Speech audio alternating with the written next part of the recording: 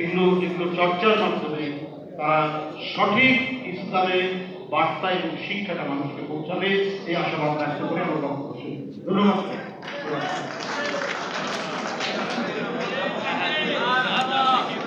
সম্মানিত নেতৃবৃন্দ, আমাদের জাতীয় ওলামা দল আজকে প্রতিবাদ সমাবেশের আয়োজন করছি। আমরা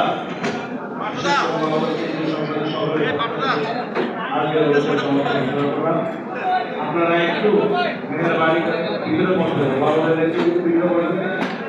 আপনাদের সাথে যদি কথা আসে আপনারা একটু ভিতরে বসবেন, কেউ উঠবেন না, টাকা থেকে বসবেন না, সকলে ভিতরে বসেন, সকলে ভিতরে বসেন, সকলে ভিতরে বসেন, একদম বাইরে হয়ে যাবেন না, সবাই ভিতরে বসেন, সবাই ভিতরে বসেন।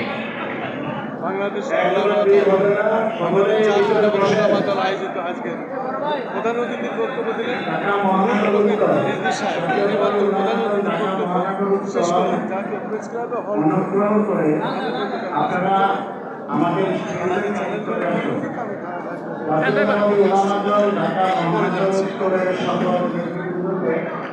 মঞ্চে আসার জন্য অনুরোধ জানাচ্ছি, মঞ্চে কাছাকাছি আসার জন্য অনুরোধ জানাচ্ছি।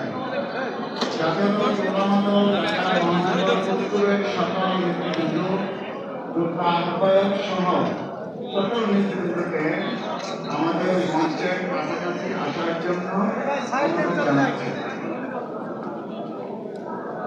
আমাদের সকল নেতৃবৃন্দ ভিতরে শৃঙ্খলা বজায় রেখে বসে পড়ে।